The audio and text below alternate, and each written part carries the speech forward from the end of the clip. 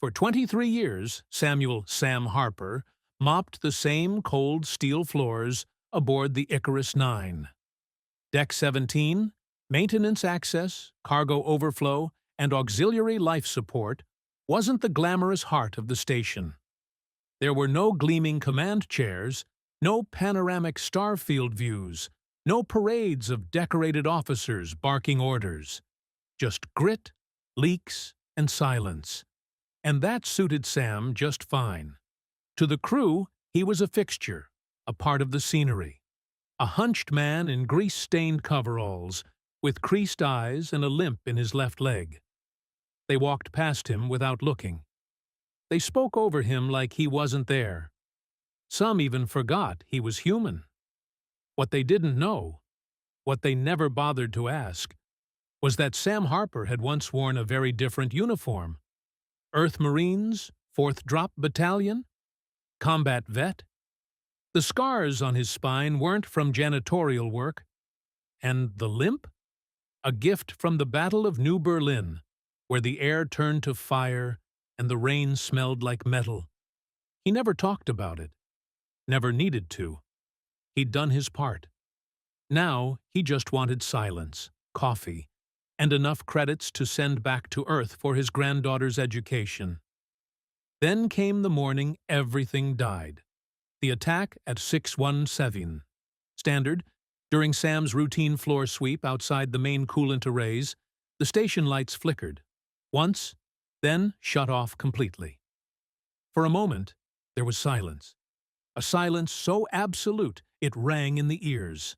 Then the alarms screamed. Code black, hull breach, hostile boarding, all hands to battle stations. But Sam didn't run. He didn't scream or freeze. He moved, quick, efficient, like a muscle remembering the battlefield. He ducked into the maintenance chute, a crawl space no enemy commander would think to send troops into. His heartbeat was steady. He listened, waited. Footsteps thundered above. Screams. Then the sounds stopped, not faded. Stopped. This isn't a raid, Sam whispered to himself. It's an extermination. The killers. He saw them through the slats in the vent. Not raiders, not pirates. Kriltach, biotech horrors from beyond the Perseus Veil. 9 feet tall, covered in living armor that twitched like breathing stone. Eyes like molten gold. Each carried an organic weapon that grew from their forearms like cancerous bone. And they weren't taking prisoners. Sam watched a young cadet try to surrender, hands up, tears in his eyes. The Kriltak didn't slow down. "Goddamn aliens," Sam growled under his breath. "They're not here to take the station. They're here to wipe us out." The decision. He crawled back down to Deck 17. His deck, the one place no one else would look, the one place no one else cared about. Behind a disused panel near the emergency oxygen lines, Sam pulled open a hidden compartment. Inside, a battered antique pulse rifle, wrapped in cloth, untouched for 23 years. Illegal as hell. He sat down in front of it, just for a moment. His hands trembled, not with fear, but with memory. He remembered fire. He remembered the way dirt smells when it's fused with plasma. He remembered carrying a bleeding lieutenant across a burning battlefield. He remembered losing 5 men in one room and never screaming once. Sam took a long breath, then picked up the rifle. "I was done with war," he muttered. "But maybe war's not done with me." The rifle hissed to life in his hands, like it recognized him. Old tech. Earth make.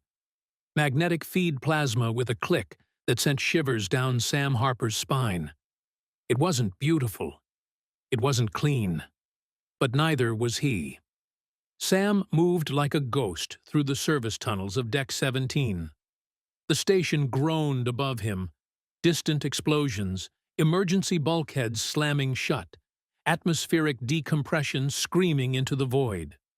The command crew was dead. He knew it. He could feel it. Whatever defense plan they had, It hadn't lasted 5 minutes. They never saw it coming, he thought grimly, because they didn't think the Krilltak would come here at all. That's what peace does.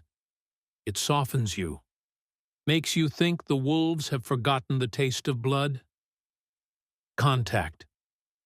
He reached the old waste heat vent, a vertical shaft that led straight to Deck 14, one of the primary living quarters. It wasn't meant for humans, too narrow, too hot. But Sam had crawled through tighter spots on darker nights. It was quiet, too quiet. Then, from below, a faint, wet sound, like meat hitting metal. Sam slowed his breathing, leaned forward. A Krilltak stood in the hallway, alone, scanning. Sam didn't hesitate. He dropped. The fall wasn't graceful. His knees buckled, his shoulder cracked against the wall. But the rifle came up, steady, like it had been welded to his arm. Bang! The first shot hit center mass, burned through armor. The Krilltak screeched, a high, clicking whistle like metal tearing. It staggered. Bang! Second shot, through the jaw. Its face split open, its legs gave out. It fell like a tower collapsing, dead before it hit the floor. Sam stood over it, chest heaving, heart still slow. "You bleed," he muttered. "That's a start." Survivors. He wasn't the only one left alive. Down in the medical bay on Deck 15, 4 survivors huddled behind overturned beds and shattered supply crates. Dr. Elena Mbeki, chief medical officer, bleeding from a gash on her forehead. Corporal Reyes, young, twitchy, with a burned arm and more fear in his eyes than fight. Engineer Thao, barely conscious, his breathing ragged. And a child, Cassie, a civilian dependent, maybe 9 years old, crying silently in the corner. Sam kicked in the door, rifle raised, eyes scanning. When no one shot at him, he lowered the weapon and said just 3 words. "If you want to live, move." They stared at him like he'd crawled out of legend. The janitor, the old man who fixed clogged toilets and calibrated life support valves, now, rifle in hand, covered in Krilltak blood. "Mr. Harper," Dr. Mbeki said, barely above a whisper, "thought you were just a janitor." He didn't answer. He was already barricading the door. The plan. They had to reach the manual override terminal on Deck 6. If they could open the forward hangar bay, maybe, they could signal a long-range rescue beacon or launch one of the emergency pods. Problem was, every deck between them and salvation was crawling with Krilltak. Sam checked the rifle's charge. 23 rounds left. Not enough. Never is, he thought. "We move in 2 hours," he said. "We rest, we regroup, then we move." Corporal Reyes shook his head. "Sir, you're not command." Sam looked him dead in the eye. "No, I'm worse. I'm maintenance." The ghost in the vents.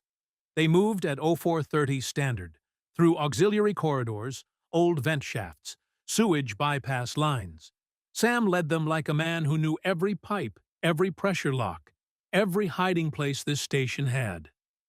Because he did. He built half of them. The Krilltak never saw them coming. They were used to war, explosions, front lines, not an old man crawling through the guts of the station like a rat, with death in his eyes and a rifle that never missed twice. They reached Deck 9, and the corridor ahead was glowing orange. Not from lights, from fire. The auxiliary coolant system had ruptured during the first assault wave, and one of the plasma conduits had ignited a fuel line. The result? A corridor 200 meters long, sealed at both ends, filled with superheated gas and open flame.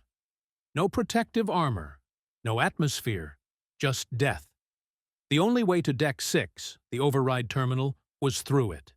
They had no time to circle back. The Krilltak were coming. Sam could hear them behind the walls, clawing through steel and flesh, moving like a pack, hunting. "There's no path through that," Reyes shouted. "It's suicide."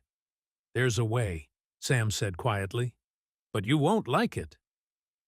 The risk deep below Deck 10, in the ancient service access systems, was an emergency ventilation bypass designed for rapid atmospheric purging. No one used it anymore. It was narrow, dangerous, outlawed by modern regs. But Sam remembered it. He remembered every inch of it. He'd cleaned it, welded it, sealed a body in it, back during the Rithak plague when no one else would go near the corpses. He led them to the hatch. "This'll take us above the burn corridor," he said. "Drop us right at the other end." Dr. Mbeki looked at the rusted passage. "It'll collapse the second someone breathes too hard in there." Sam grinned. "Then I guess we all better hold our breath." One by one. The vent shaft was hell, barely wide enough to crawl through. Hot, every surface slick with old hydraulic oil and flaking thermal foam. No light but what they brought with them. Every creak sounded like death. Every second felt stolen. Cassie, the child, was nearly too small to move. Sam went first, clearing the path. Every few feet he had to pause, brace against a bulkhead, and wrench open jammed hatches with one hand and his elbow. Behind him, Reyes whispered prayers. Halfway through, the shaft buckled. The walls groaned. A seal cracked behind Thao, the injured engineer. Sam spun and grabbed him before he slipped into a vertical drop that would have crushed his skull. His rifle slammed into the wall. The display cracked. Power cell hissed. Not now. Not yet. The flames below. They reached the end of the shaft and looked down into the corridor. The fire was worse than Sam had imagined. The walls were glowing. The floor was molten in patches. And in the center, blocking the path to Deck 6, stood 3 Krilltach. Not scouts, not drones. War shapers. He recognized the armor, scarred, jagged, lined with the bones of fallen enemies.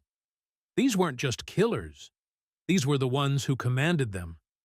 And they were waiting. Sam looked at his rifle. The display blinked. 6 rounds left. No backup, no grenades, no air support. He turned to Reyes. "Get them to Deck 6. You don't stop. You don't look back." Reyes blinked. "What about you?"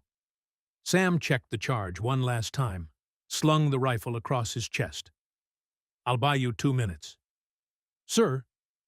"I was a janitor," Sam said. "This is cleanup. The fight." He dropped from the vent. The heat hit him like a wall, but his boots hit steel. He rolled, came up firing.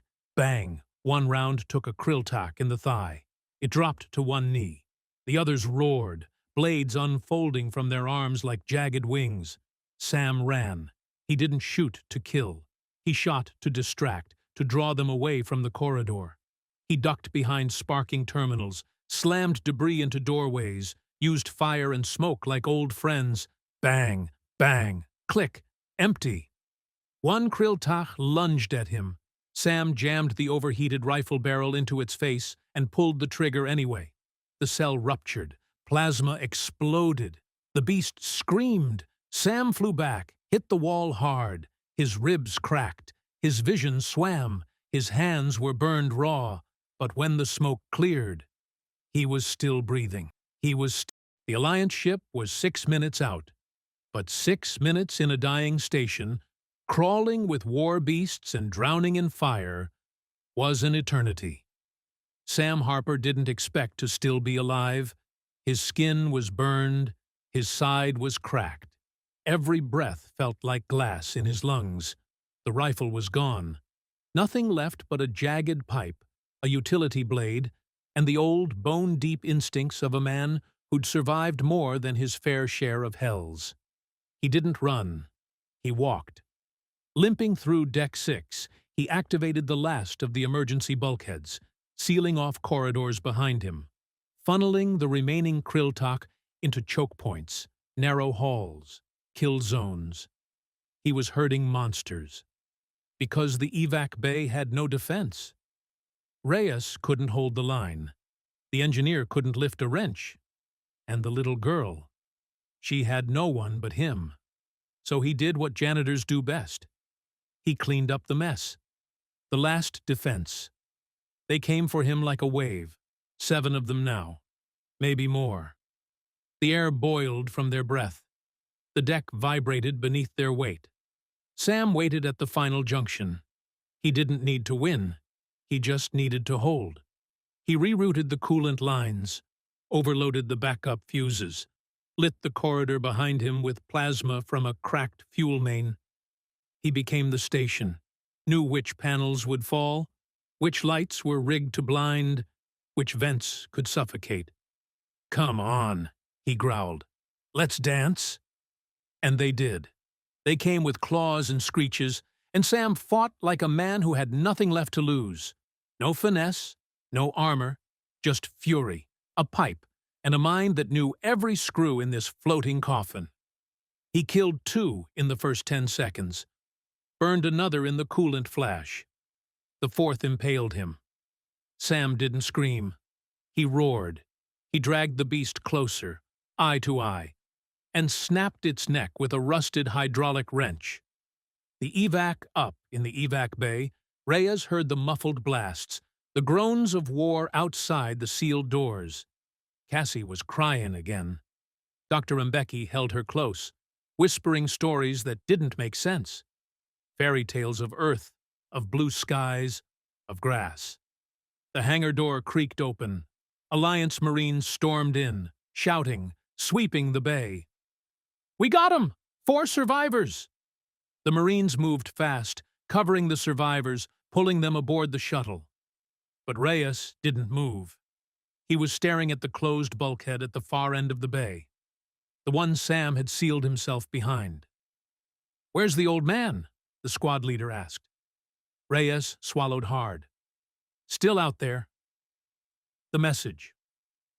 Later, aboard the Alliance ship, safe and surrounded by light, Cassie sat in the medbay clutching something. A small black data cube. Sam had slipped it to Reyes just before sealing the corridor. It played a message. "If you're hearing this, then I didn't make it out." "Good. That means you did.